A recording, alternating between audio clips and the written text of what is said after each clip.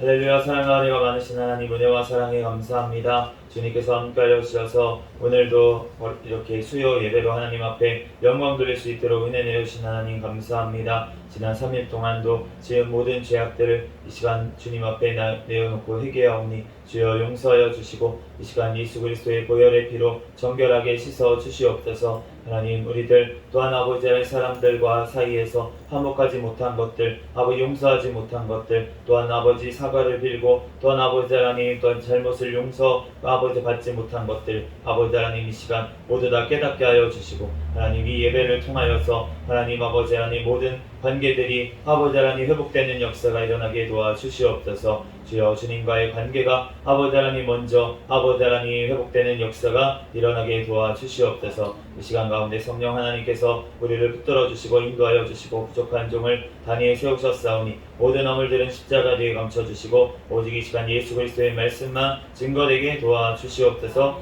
모든 걸 주님께 맡겨오며 거룩하신 예수 그리스도의 이름으로 기도합니다. 아멘. 할렐루야. 아멘. 네, 오늘은 마태복음 21번째 시간입니다. 화목한 예배라는 제목으로 하나님의 말씀을 전하겠습니다. 저희가 이제 요즘 화요일, 목요일 날 화목한 찬양 예배를 드리고 있어요.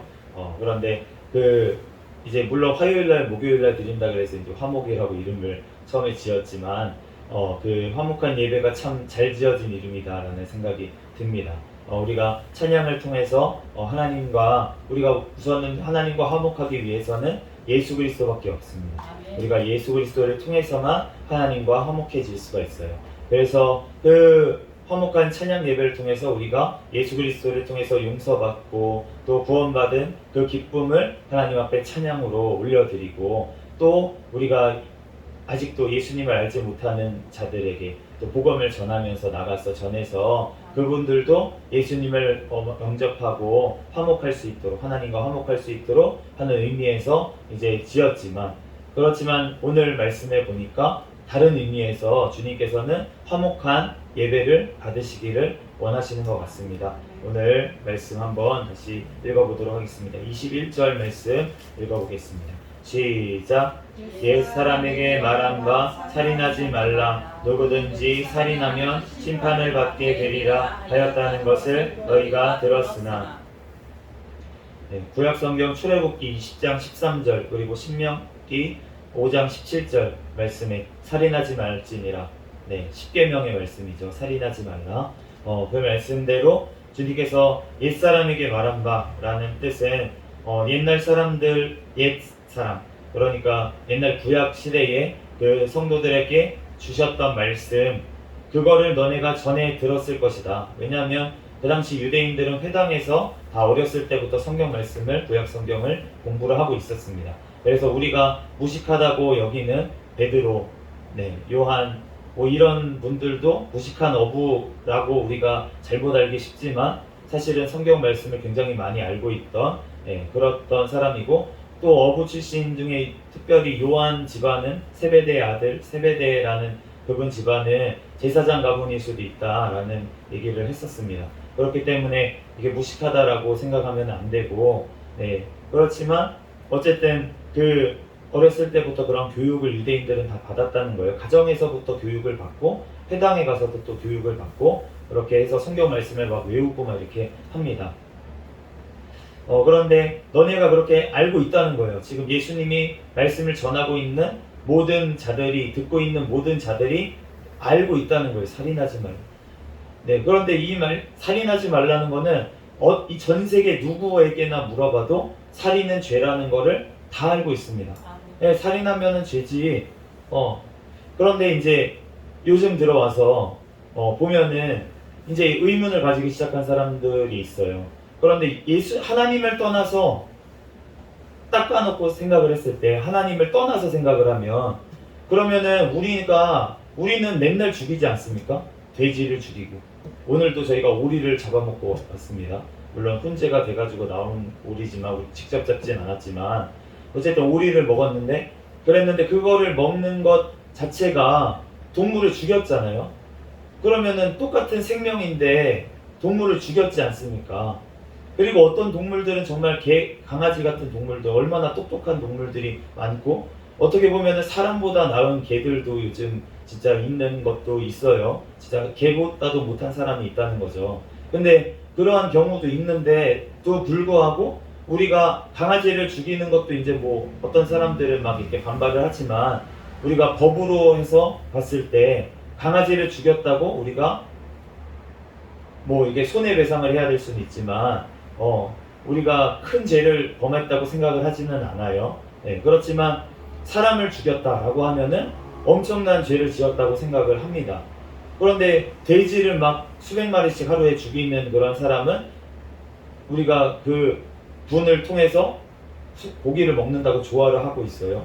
그러니까 우리가 정말 모든 생명이, 하나님 떠나서 생각했을 때 모든 생명이 사람이 뭐 어떻게 더 가치 있는 존재다라고 어떻게 여길 수가 있겠습니까? 그렇게 따지면은, 그러면은 우리가 더 똑똑하니까, 사람이 다른 동물들보다 똑똑하니까 우리가 만약에 어떤 가치가 있는 거라면은, 그러면은 굉장히 무식한 사람, 배우지 못한 사람은 그러면 당연히 무시받아도 된다고 생각을 해야 되잖아요. 그런데 대부분의 사람들이 그렇게 생각하지 않습니다. 교육을 못 받았더라도 사람이니까 존중해야 된다라고 여겨요. 네, 그게 바로 하나님께서 우리에게 심어주신 자연법이라는 거예요. 우리 마음에 그렇게 하나님께서 하나님의 형상대로 지음을 받았기 때문에 하나님을 떠나서 살더라도 하나님의 법이 우리 몸속에 새겨져 있다는 것입니다. 그렇기 때문에 그렇게 여기는 거예요. 그렇기 때문에 모든 사람들이 살인하면 죄라는 것은 알고 있습니다. 그렇기 때문에 오늘 말씀처럼 살인하면 심판을 받게 되리라 하셨다는 것을 너희가 들었으나, 우리가 얼마 전에 그 연쇄살인 사건을 저질렀던 화성에서 우리 영화로도 옛날에 만들어졌었던 그런 그 미해결 사건이었어요. 범인이 안 잡혀가지고. 그랬는데 얼마 전에 감옥에 있다가 그 사람이 잡혀가지고 그래서 이제 얼굴이 공개되고 이렇게 된 일이 있었습니다. 그런데 그것을 보면서 우리가 그 영화 만들어질 때만 해도 범인이 누군지도 알지 못하고 막 그러니까 사람들이 얼마나 분노했었는지 몰라요. 왜 분노를 합니까? 죄를 지었는데 벌을 안 받았다고 생각을 하니까요. 살인죄를 저질렀는데 그 살인죄를 저지른 사람이 벌을 안 받는 것은 이치에 맞지 않다고 누구든지 생각을 하는 거예요. 그렇기 때문에 그 심판을 받게 되리라 라는 말을 이 모든 사람들이 다 인정을 할 것입니다. 그런데 주님께서는 더 무서운 말씀을 지금 하시는 거예요. 22절 말씀 같이 읽어보겠습니다. 시작. 나는 너희에게 이르노니 형제에게 노하는 자마다 심판을 받게 되고 형제를 대하여 랑하라 하는 자는 공회에 잡혀가게 되고 미련한 놈이라 하는 자는 지옥불에 들어가게 되리라. 아멘. 예수님은 노하는 자마다 심판을 받게 된다 이렇게 말씀을 하십니다. 그런데 지금 오늘 나는, 이 진짜 복음서에는 나는이라는 단어 나오면은 무조건 강조했다라고 생각하시면 돼요. 예수님이 말씀하시는데 나는이 나왔다. 그러면 에고 또 강조를 해서 말씀이십니다. 레고라고 이르노니라는 말은 레고, 나는 말한다라는 뜻이에요. 이 헬라어 단어에는 나는, 그러니까 내가 얘기하는 건지 너가 얘기하는 건지 우리가 얘기하는 건지 너희가 얘기하는 건지가 다 한 단어로 표현이 됩니다. 영어도 어느 정도 표현이 되지만 그것보다 더 자세하게 표현이 돼요. 그런데 나는이라고 굳이 에고를 안 붙여도 레고만 말해도 나는 말한다라는 뜻인데, 그런데 나는이라는 에고를 앞에 더 붙였다는 것은 강조해서 예수님이 말씀을 하셨다는 거예요. 강조하셨으니까 한 번 더 읽어보겠습니다. 시작. 나는 너희에게 이르노니 형제에게 노하는 자마다 심판을 받게 되고 형제를 대하여 나가라 하는 자는 공회에 잡혀가게 되고 미련한 놈이라 하는 자는 지옥불에 들어가게 되리라. 노하는 자마다 심판을 받게 된다. 살인하면 심판을 받게 되리라 분명히 그 21절에 말씀을 하셨는데, 살인한 거랑 노한 거랑 지금 같은 심판을 받을 거라고 지금 예수님께서 말씀을 하시는 것입니다. 그렇게 따지면은 전 세계 사람들 중에 심판에 면할 사람이 있겠습니까? 네. 그리고 라가라고 하는 이 단어는 라카라고 하는 이 히브리어 단어에서 온 단어인데, 너는 가치 없다라는 뜻의 어떤 그 욕이에요. 가치 없는, 너는 가치가 없어 라는, 전혀 쓸모가 없다라는 의미의 어떤 욕이라는 단어가 이 라가라는 단어고, 그 다음에 미련한 놈이라고 번역된 이 단어는 그 헬라어로 모레라고 하는 단어인데, 이 단어가 이제 영어로 번역할 때는 그냥 stupid 이래서 바보 이렇게 번역이 돼서 우리나라 말로는 미련한 놈 이렇게 번역이 됐는데, 근데 이제 이 뜻의 정확한 의미는 여러 설이 있는데 잘 모르겠어요. 그렇지만 어리석다라는 뜻의 단어입니다. 어리석다라는 뜻의 단어고, 어리석다고 하는데 어떤 분들 이렇게 썼더라고요. 어리석고 어리석고 어리석다.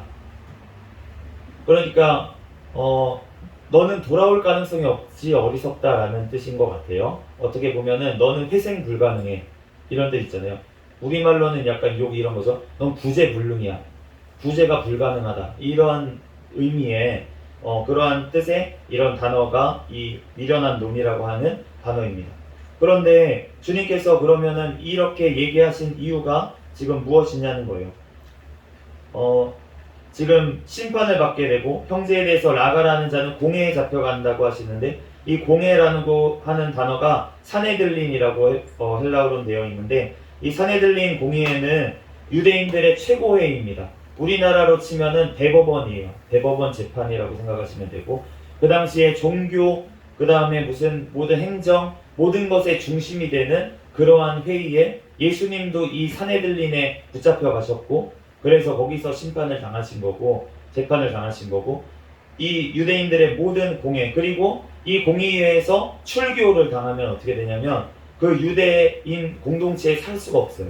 그 나라에서 살 수가 없습니다. 그래서 떠나야 되는 그 정도의 그러한 공의회였어요. 그러니까 이 공회에 잡혀가가지고 이렇게 쫓겨나게 되면은, 그러면은 가치가 없게 되버리는 거예요. 그 사회에서 가치가 없는 사람이 돼버립니다. 그러니까, 그리고 지금 이 미련한 놈이라고 하는 자는 지옥불에 들어가게 되래요. 너는 쓸모없어. 너는 필요 없어. 너는 구제불능이야. 너는 다시 구원을 받을 수가 없다라는 뜻이에요. 그러니까 너는 어떻게 해도 너는 구원 못 받을 거야 라고 형제에 대해서 얘기하는 사람은 지옥불에 들어가게 되리라 라고 말씀을 하시는 거예요. 우리가 이 지옥이라고 번역된 이 단어가 게헨나라고 하는 그 예루살렘의 지역인데, 옛날에 히브리어로는 흰놈의 골짜기라고 우리나라로 번역된 곳이에요. 그런데 그곳이 예전에 몰렉에게 자녀들을 우상 삼아서 자녀들을 제물로 드리던 장소입니다. 그런데 주님께서 그곳을 무더기가 되게 하셨어요. 돌무더기를 쌓게 하시고 그렇게 하시면서 영원한 형벌을 나타내는 장소가 이 게헨나라는 이제 장소가 되겠습니다. 그런데 주님께서 이곳에 들어가게 되리라라고 주님께서 말씀을 하시는 것입니다. 제가 예전에 중학교 때인가요? 고등학교 때 제가 이제 간증을 예전에 한 적은 있지만, 저희 아버지가 예수님을 안 믿으셨어요. 그래서 제가 이제 막 고등학교 때 이제 교회를 다니고 막 그러는데, 그런데 제가 그 당시에 아버지를 전도하고 싶었던 마음속의 이유는 무엇이었냐면, 아버지가 교회 나가서 우리 집이 다 교회 잘 다니고 하면 복 받을 것 같았어요. 제가 생각한 복은 물론 팔복은 아닙니다. 팔복은 아니고 이 땅에서의 물질적인 복, 그러한 복을 받을 것 같은 거예요. 아버지도 같이 잘 믿으면 그러면은 우리 집이 복 받을 것 같은데, 아버지가 안 믿으시니까 우리 집이 맨날 이 모양 이 꼴인 것 같은 거죠. 그러니까 어느 날은 제가 용기를 내가지고 아버지를 전도하겠다 싶어서 아버지한테 가가지고 말씀을 드렸습니다. 아버지 같이 교회 좀 가시죠. 교회 좀 갔으면 좋겠어요. 이렇게 말씀을 드렸어요. 그랬더니 아버지가 하시는 말씀이 갑자기 화를 내셨습니다. 벌컥 화를 내시면서, 그러면서 나한테 하는 얘기가 뭐냐면, 네 엄마랑 너랑 교회 가게 해주는 것만 해도 고맙게 생각해. 갑자기 화를 내시면서 그렇게 얘기를 하시는 거예요. 그래가지고 제가 그 소리를 딱 듣고 나서 제가 뭐라고 했냐면은, 지금 미련한 놈, 모래, 아버지를 모래라고 제가 욕을 했습니다. 그러니까 뭐라고 했냐면 속으로, 그래요 아버지는 지옥 가세요. 저랑 엄마랑 천국 갈 테니까 아버지는 지옥 가세요. 그 정도 죄지었으면 지옥 가야지. 구제불능이네. 제가 그러한 마음으로 속으로 겉으로 얘기를 하진 않았지만 제가 속으로 그렇게 아버지를 정죄를 했어요. 그런데 그렇게 정죄를 한 제가 그 당시에 제가 어떠한 심판을 받아야 되냐면 지옥불에 들어가게 되리라 예수님은 말씀을 하셨던 거예요. 저는 그 당시에 지옥불에 들어갈 존재였습니다. 저는 교회를 다니고 있었지만 교회를 나가는 목적이 무엇이었냐면 저는 복받고 이 땅에서 복받고 잘 살고 11조 열심히 하면은 복받겠지 그런 마음으로 저는 교회를 열심히 다녔어요. 새벽 기도에도 열심히 따라가서 기도를 했습니다. 그런데 저의 목적은 온통 이 땅의 복만 구하고 있었어요. 그러면서 그 영혼을 구원하겠다는 어떤 안타까운 심정이 아니라 이 땅의 복을 구하기 위해서 제가 그렇게 복음을 전했을 때 제가 한 것은 무엇이냐면 이렇게 미련한 놈이라고 구제불능이라고 아버지를 지옥에 넣는 죄를 범했습니다. 그러면서 저도 그렇게 지옥을 살고 있었던 거예요. 요한일서 3장 15절에서 16절 말씀에 그 형제를 미워하는 자마다 살인하는 자니 살인하는 자마다 영생이 그 속에 거하지 아니하는 것을 너희가 아는 바라. 그가 우리를 위하여 목숨을 버리셨으니 우리가 이로써 사랑을 알고 우리도 형제들을 위하여 목숨을 버리는 것이 마땅하니라. 예수님께서는 우리 한 사람을 위해서 목숨을 버리셨습니다. 우리 목숨을 버리셔서 십자가에서 대신해서 죽으셔가지고 한 사람, 내 옆에 있는 그 한 사람 형제를 살려주셨어요. 그런데 내가 그 형제를 미워하고 그 형제를 마음속으로 살인하고 하나님의 피값으로 사신 형제를 그렇게 나는 죽이고 있다는 것입니다.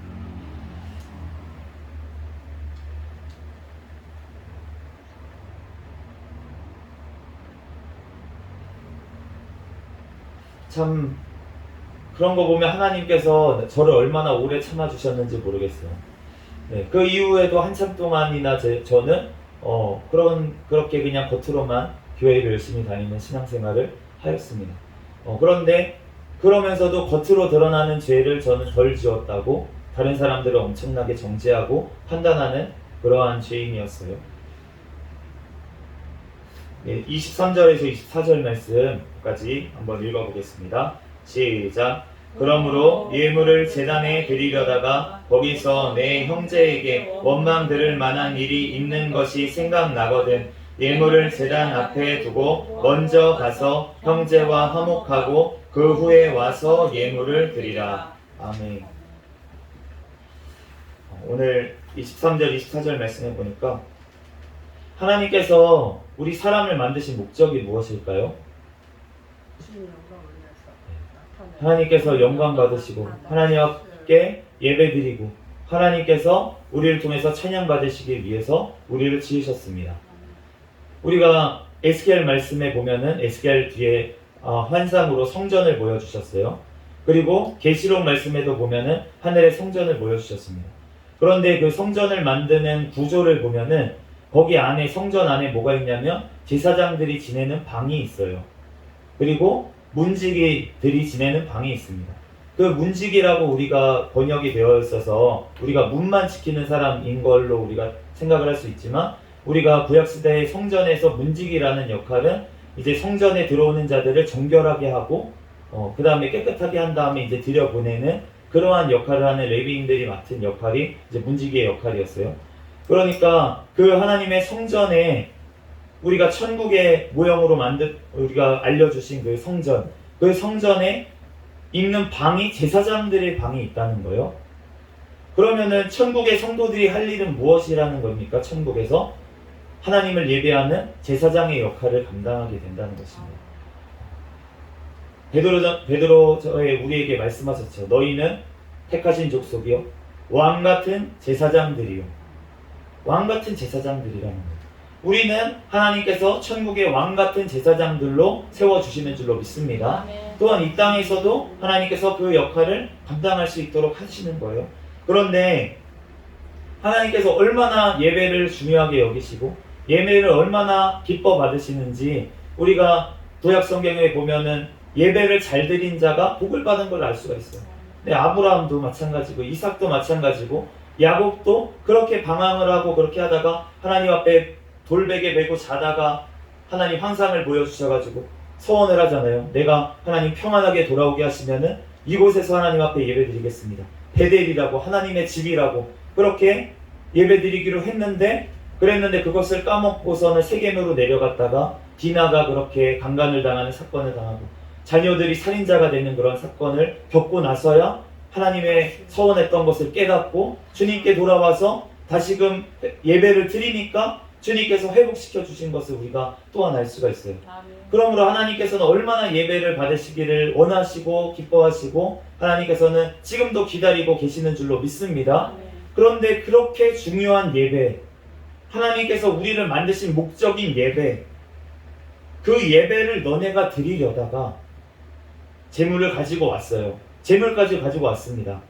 예물도 드리려고 하나님 앞에 가지고 왔다가 그러다가 너가 만약에 형제와 원망 드릴 만한 형제에게 원망 드릴 것이 있다면 생각나거든 그러면은 재물을 놔두고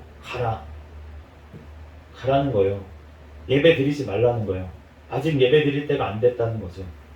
그러면서 주님께서 하시는 말씀이 형제와 화목하고 다시 와서 예물을 드려라 라고 말씀을 하십니다.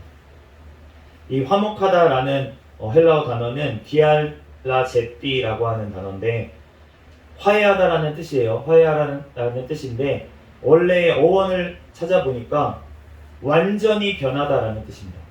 완전히 변했다. 완벽하게 변했다는 거예요. 완벽하게. 그러면은 화목하게 됐다라는 것은 어떤 것입니까? 관계가 완전하게 변했다는 거예요. 완벽하게 회복이 됐다는 거죠. 그러니까 우리가 가서 그래 이 말씀대로 적용을 해야지 내가 가가지고 이 일을 바득바득 갈니다. 원수 같으니까. 그렇지만 하나님 말씀이니까 내가 적용을 해야지. 내가 잘못했어.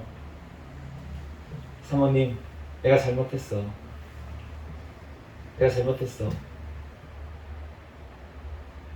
내 마음속에 잘못한 마음이 없는데 내 마음속에 미안한 마음이 없는데 내가 내 잘못이라고 생각이 안 드는데 가가지고 잘못했어.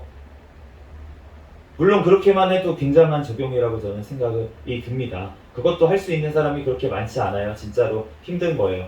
그럼에도 불구하고 하나님께서 원하시는 정도의 화해는 어떤 것이냐면 완전히 용서하시는 거, 완전히 화해하는 거. 주님이 우리를 받아들이셨을 때, 예수 그리스도를 통해서 용서하셨을 때 주님께서 하시는 말씀은 무엇입니까? 내가 너의 죄를 기억하지 않겠다. 너의 죄를 기억하지 않겠다. 이전에 지었던 죄 기억하지 않겠다는 거예요. 그러면은 우리가 주님께서 우리에게 원하시는 화해는 어떤 것입니까? 그 사람이 나한테 한 잘못 기억하지 않겠습니다. 하나님 나는 그거에 대해서 하나님 앞에 맡겼고 다 하나님 앞에 심판까지 다 넘겼습니다. 저는 더 이상 그거에 대해서 하지 않겠습니다. 근데 그것뿐만이 아니라 지금 주님께서 하시는 말씀은 내가 잘못한 사람, 내가 그 사람한테 잘못했어요.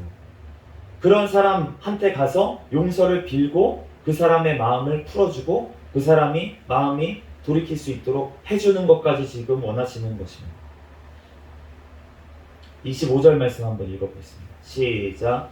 너를 고발하는 자와 함께 길에 있을 때에 급히 사화하라. 그 고발하는 자가 너를 재판관에게 내어주고 재판관이 옥리에게 내어주어 옥에 가둘까 염려하라. 너를 고발하는 자. 이 고발하는 자라는 단어는 법률상 적대자, 법률상 적대자. 우리가 재판을 받아보신 분이 있을지 모르겠는데 검사의 역할이 이러한 역할을 합니다. 검사는 이제 죄를 끄집어내는 역할을 해요. 그래서 피고인이 있으면 그 죄에 대해서 끄집어내가지고 그 자가 죄가 있다고 드러내는 역할을 합니다. 그런데 이 단어 안티리코라는 이 단어에 어떤 뜻이 있냐면 사탄이라는 뜻이 또 있습니다. 그러니까 이 고발하는 자라는 자는 우리가 법률상 적대인일 수도 있고 이 땅에 그러니까 내가 잘못한 사람, 내가 잘못을 저지른 사람일 수도 있지만 사탄일 수도 있어요. 이와 함께 길에 있을 때에 이 길이라는 거는 지금 재판을 받으러 가는 길이니까 법정으로 가는 길이겠죠. 그런데 이 지금 말씀에 예수님께서 하시는 이 구절 말씀에 재판관이 도대체 누구시겠습니까? 네, 하나님이시겠죠. 예수 그리스도께서 재판관이시라는 거예요. 그러면은 재판관에게 가기 전에라는 것은 우리가 살아있을 때, 예수 그리스도께서 오시기 전에 라는 뜻이겠죠. 그런데 우리가 기억해야 그러면 죽기 전에만 하면 되네. 근데 문제가 무엇이냐면 언제 죽을지 우리는 모르는 인생이라는 것입니다. 그래서 주님께서는 이렇게 말씀을 하시는 거예요. 에베소서 4장 26절 27절에 분을 내어도 죄를 짓지 말며 해가 지도록 분을 품지 말고 마귀에게 틈을 주지 마라. 분을 내어도 죄를 짓지 말고, 그러니까 우리가 분을 낼 수 있죠. 화를 낼 수 있습니다. 예수님도 심지어 화를 내셨어요. 그런데 예수님이 내신 화는 무엇이냐면 정말 의분이에요. 의로운 곳에 주님께서는 성전에 정화시킬 때 화를 내셨어요. 그리고 정말 그 너무나도 겉과 속이 다른 바리새인들을 볼 때 예수님께서 화를 내시면서 독사의 새끼들아 이렇게 얘기를 해주셨습니다. 그렇지만 그렇게 화를 내는 것 자체가 그러니까 잘못이 아니라는 거예요. 그런데 화를 내어도 죄를 짓지 말라라고 하셨던 거예요. 그러니까 우리가 죄를 짓는다고 하는 것은 오늘 말씀처럼 이렇게 죄를 짓지 말라는 거예요. 우리가 화를 낼 수 있지만 형제를 심판하지 말라는 거예요. 형제를 심판하지 말고, 그리고 형제에게 가치 없다, 그러니까 너는 쓸모없어 라고 여기지 말고, 또한 미련한 놈, 너는 구제불능이야, 너는 구원받을 자격이 없어 라고, 너는 용서받을 수가 없을 거야 그 죄는 라고 여기지 말라는 거예요. 주님 앞에 분을 내어도 죄를 짓지 말고, 정말 바로 해가 지도록 분을 품지 말고 바로 회개하고 바로 화해해야 될 줄로 믿습니다. 주님께서 용서하라는 말씀을 하시니까 베드로 사도가 몇 번 하면 될까요? 예수님 7번 하면 되겠습니까? 저 7번까지 할게요. 예수님 앞에 가서 한 거예요. 예수님 말씀드리니까 제가 형제 용서해야 될 것 같습니다. 오늘 7번까지 내가 용서하겠습니다. 그렇게 했더니 예수님이 하시는 말씀이 70번씩 7번이라도 해라. 그러면은 77이 49, 490번 해라. 네, 491번째 오면은 네가 용서하지 말아라 라고 하신 말씀이 아니잖아요. 그런데 사실은 우리가 490번 같은 죄를 만약에 용서한다고 생각해보세요. 그 전에 그 사람이 변할 줄로 믿습니다. 우리도 490번까지 주님 앞에 잘못을 했나 같은 죄를 그렇게 생각하면 그것까지는 아닐 거라고 생각해요. 아무리 우리가 죄인이지만 그렇지만 주님 앞에 490번까지 갔을까? 그런데 주님께서는 490번 만약에 넘더라도 주님께서는 우리 이걸 용서해 주실 줄로 믿습니다. 우리가 죽기 전에 주님 앞에 잘못한 것 계속 나와서 회개할 때 주님께서는 계속 용서해 주실 줄로 믿습니다. 그런데 우리가 주의해야 될 것은 이러한 마음을 품고 만약에 우리가 죄를 지었다면 하나님 또 용서해 주시는데 뭐, 하나님 다 용서해 주시는데 뭐, 나 어떠한 죄 지어도 다 예수님이 용서해 주실 거야. 만약에 이러한 마음으로 죄를 지었다면 주님께서 그건 아시잖아요. 우리가 연약해서 넘어지고 우리가 실수할 수 있습니다. 우리가 죄를 연약해서 또 유혹에 넘어가서 지을 수도 있어요. 그렇지만 주님께서 아시는 것은 무엇입니까? 내가 고의로 지은 죄, 내가 주님께서 다 용서해 주셨으니까 나는 죄 지어도 상관없어 라고 생각하면서 지은 죄악들은 우리가 용서를 받을 수 있을까요? 주님 앞에 주님은 모든 걸 아십니다. 우리의 연약함도 아십니다. 그렇지만 우리가 주님을 위해서 나아가는 우리의 마음, 우리의 진짜인지 우리의 마음이 가짜인지 주님께서는 너무나도 잘 아십니다. 그분 앞에 우리가 숨기지 아니하고 하나님 앞에 우리를 용서해 주시는 그 하나님을 이용하지 아니하고 우리가 하나님 앞에 온전히 정말 회개했다면 그 모든 것들을 끊고 주님 앞에 다시는 그런 죄 짓지 않도록 우리가 어쩌다가 다시 넘어질 수도 있어요. 그것 때문에 우리가 사탄의 올무에 넘어가서는 안 되지만 그렇지만 우리가 그럼에도 불구하고 하나님 앞에 정말 온전히 회개함으로 우리가 늘 성령의 충만함으로 깨어 있어서 우리가 사탄에게 그런 기회를 주지 않도록, 틈을 주지 않도록 우리가 나아가야 될 줄로 믿습니다. 또한 다른 사람들의 관계 가운데서도 또 그 사람이 시험 들지 아니하도록 내가 손해 보더라도 사실은 가서 용서를 구하고 그 사람의 마음을 풀어주는 것이 주님께서 원하시는 것인 줄로 믿습니다. 26절 말씀 읽어보겠습니다. 마지막 말씀입니다. 오늘 시작. 진실로 내게 이르노니 내가 한 푼이라도 남김이 없이 다 갚기 전에는 결코 거기서 나오지 못하리라. 진실로, 네, 또 나왔죠. 아멘. 네. 예수님께서 아멘 또 강조해서 말씀하시는 거예요. 내가 너희에게 이르노니 한 푼이라도 남김이 없이 다 갚기 전에는 결코 거기서 나오지 못하리라. 예수님께서 비유로 비슷한 말씀을 하셨습니다. 만달란트 빚진 자 비유를 해주셨어요. 그러시면서 예수님이 하신 말씀이 만달란트 빚진 자를 왕이 탕감해 주었습니다. 그런데 그 만달란트 빚진 자가 나가서 동료 한 사람을 잡았어요. 그 사람이 100데나리온을 빚진 자였습니다. 그 사람에게. 그래서 그 사람이 용서해 달라고 빌었어요. 100데나리온 그 빚진 자가. 그랬더니 그 사람이 용서하지 아니하고 그 사람을 옥리에게 넘겨주고 감옥에 가둬버렸습니다. 그랬더니 그 모습을 봤던 동료들이 딱하게 생각해서 왕에게 가서 알렸어요. 그 일을. 그랬더니 왕이 그 사람을 부릅니다. 만달란트 탕감받았던 자를. 그러더니 만달란트 탕감받은 그 자에게 얘기합니다. 내가 너의 만달란트를 다 탕감해주지 않았냐? 그러면은 너도 너의 동료의 빚진 것을 탕감해 둬야 되지 않겠냐? 이 자를 감옥에 가두고 그것을 다 갚기까지 꺼내주지 말아라. 다 갚기까지 너는 나오지 못한다. 근데 만달란트 우리가 갚을 수 있습니까? 그 사람이 갚을 수 있겠어요? 못 갚으니까 주님 앞에 회개했던 거잖아요. 왕한테. 우리가 지옥 갈 죄, 우리의 죄, 우리가 우리의 힘으로 어떻게 갚겠습니까? 우리의 힘으로 갚을 수 없어서 예수님이 대신 갚아주신 줄 믿습니다. 그런데 우리가 그렇게 탕감받았는데, 그런데 나는 나한테 잘못한 사람, 잘못 조금이라도 참아주지 못하고 그 사람을 내 마음의 감옥에 가둬놓고 저주를 하고 그 사람은 안 돼. 구제불능이야. 내 마음속에 그렇게 여기고 있다면 그러면 오늘 말씀처럼 예수님께 만달란트 빚졌던 그 자처럼 그리고 형제에 대해서 지금 미련한 놈이라고 모래라고 다시 구제받을 수 없는 자라고 그렇게 지옥불에 들어갈 거라고 얘기한 이 자와 똑같은 자라는 거예요. 똑같은 죄를 짓고 있다는 것입니다. 그러면 주님께서 어떻게 하시겠다는 것입니까? 한 푼도 남김없이 옥에 가두고 다시 나오지 못하게 하겠다. 우리의 죄도 용서하지 아니하겠다라고 주님께서 말씀을 하시는 것입니다. 우리가 주기도문에 맨날 우리가 외우잖아요.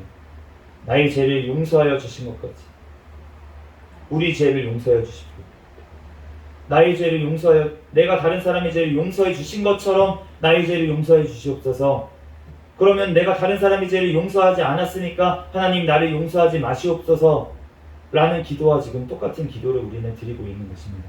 그렇기 때문에 우리가 주님 앞에 정말로 회개했다면 그러면 다른 사람의 죄, 다른 사람의 허물을 우리가 덮어주고 그 사람의 죄를 용서해주고 또 내가 잘못한 것이 생각난다면 그 사람에게 가서 내가 잘못을 용서를 빌고 그 사람이 그 지옥에서 나올 수 있도록 나를 미워하는 죄가 지금 얼마나 큰 죄인지 아는데 그러면은 내가 잘못으로 인해서 그 사람이 마음속에 미워하는 마음을 품고 있어서 죄를 짓게 하면 그러면은 하나님 앞에서 얼마나 불행한 일입니까? 그 사람이 지옥 갈 죄를 짓게 만드는 것이잖아요. 그렇기 때문에 우리가 주님 앞에서 또 사람 앞에서 지은 죄까지도 우리는 모두 다 화해하고 정말 완전하게 다 갚아야 될 줄로 믿습니다. 만약에 우리가 다른 사람에게 빚진 것이 있어서 그 사람이 원망될 것이 있다면은 그러면은 내가 피할 방법이 있더라도 다 갚아주는 것이 하나님의 뜻일 수도 있습니다. 제가 이 교통사고가 났어요. 제가 이제 조현병까지 가서 운전을 하다가 사고를 냈는데 인명사고가 났습니다. 그래서 제가 그 사고 처리를 하지 않고 뺑소니가 돼버렸어요. 제가 그 당시에 이제 정신이 이상한 상태로 막 갔어요. 그래서 저희 아버지하고 어머니하고 같이 나오셔가지고 사고 처리를 다 했는데도 불구하고 제가 이제 그 자리에 없었으니까 뺑소니로 처리가 됐습니다.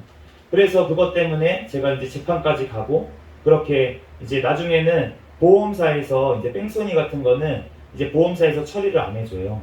그런데 그 다치신 분이 이제 많이 다치셨던 것 같습니다. 그래가지고 이제 몇 천만 원의 보험료가 나갔던 거예요. 그러니까 제가 이제 병원에 누워있고 전 정신이 없는 상황이니까 몰랐던 상황이었지만 그거에 대해서 이제 나중에 알게 되었어요.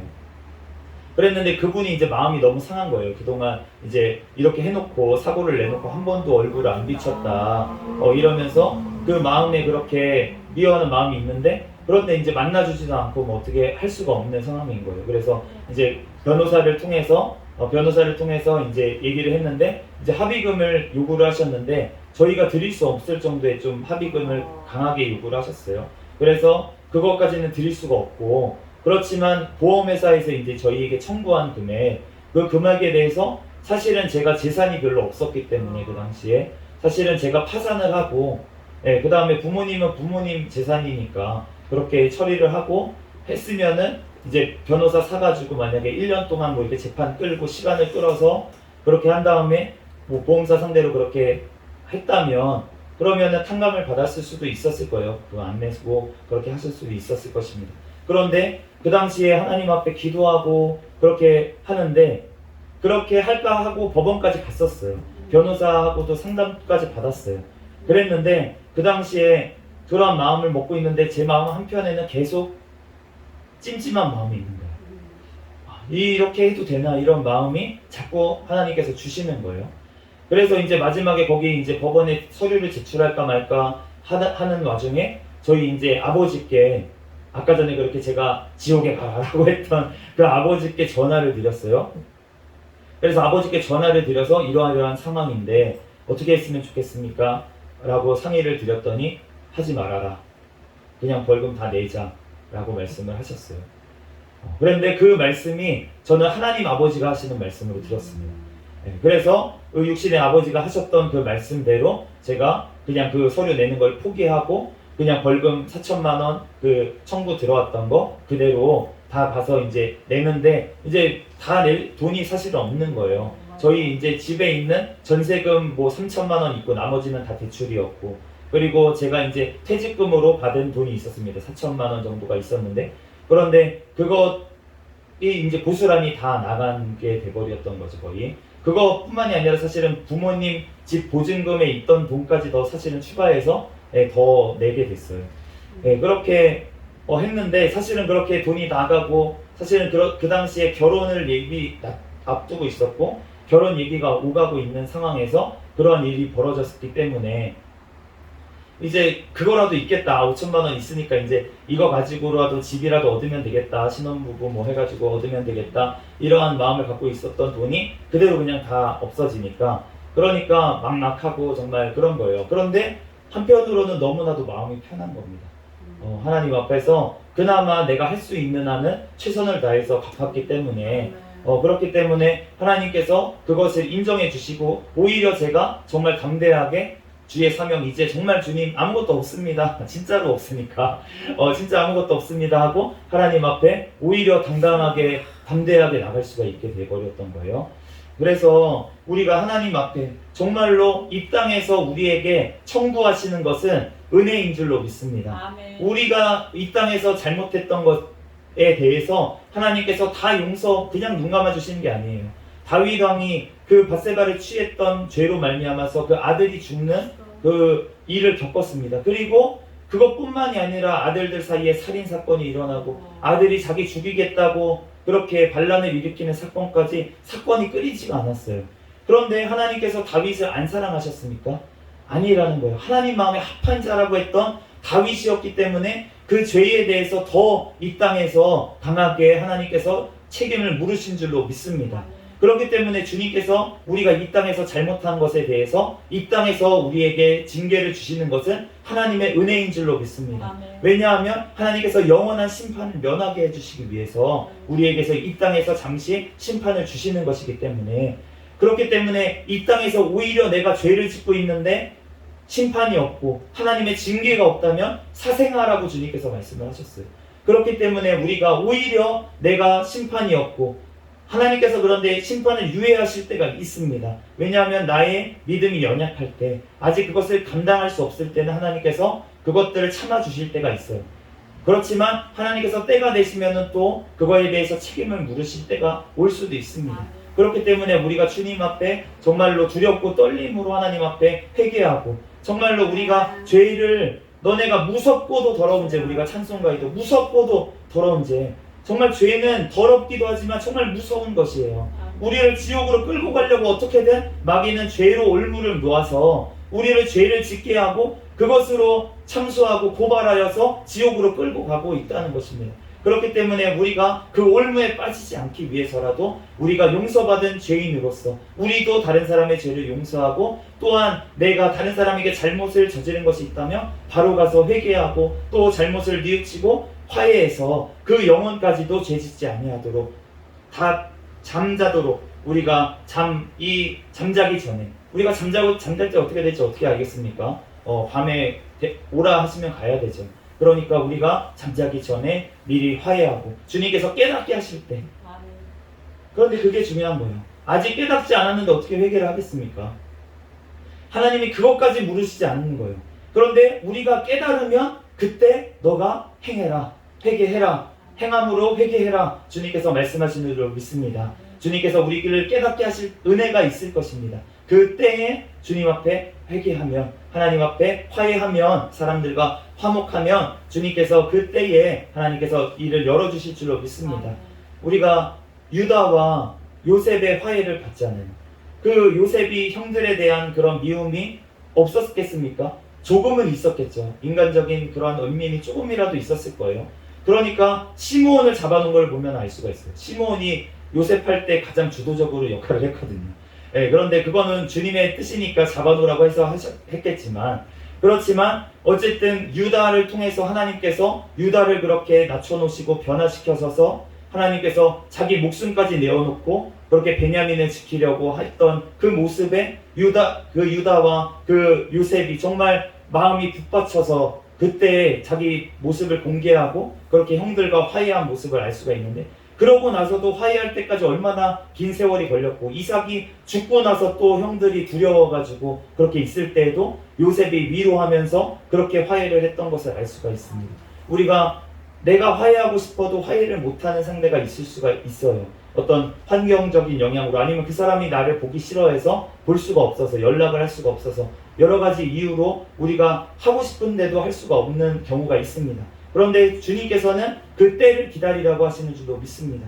우리가 주님 앞에 기도하고 기다리고 있으면 내가 그 언젠가 하나님 앞에 같이 화해하고 정말 주님 안에서 서로 치유되고 정말 주님 안에서 다시 관계가 회복되는 그날이 올 줄로 믿습니다. 주님께서 우리 가운데 오늘 화목한 예배를 받으시기를 하나님께서는 원하시고, 하나님 앞에서 정말로 우리가 사람 가운데서도 화목하고, 정말 가장 중요한 하나님과의 화목을 위해서 죽으신 예수 그리스도 그분을 의지하면서 우리들 예배 드릴 때마다 하나님 앞에 감사로, 하나님 앞에 영광 돌리는 저와 여러분이 되시기를 예수 그리스도의 이름으로 축복합니다. 다시 기도하겠습니다. 할렐루야. 사랑과 은혜가 많으신 하나님 감사합니다. 하나님, 주님 우리의 예배를 받으시기에 합당하시고 하나님 우리의 예배를 받기를 원하시는 주님, 그러나 하나님 우리가 아버지 주님 앞에서 아버지 이렇게 화목하지 못하고 하나님 아버지 드린 예배가 너무나도 많은 것 같습니다. 하나님 주여 우리의 죄를 용서하여 주시고 지금껏 깨닫지 못했던 아버지 하나님 잘못들은 하나님 모두 다 아버지 하나님 주님의 보혈의 피로 씻어주시고, 하나님 이후로부터 주님의 말씀 따라 하나님 우리들 늘 화목하고 하나님 또한 어느 곳에 가든지 화평을 구하며 하나님 주님의 아버지 하나님의 아들로 아버지 하나님 칭함받을 수 있는 아버지 복을 우리에게 허락하여 주시옵소서. 주님께서 이 시간 가운데도 우리와 함께 하시고 영원토록 함께 하심을 믿사오며 예수님의 이름으로 기도합니다. 아멘.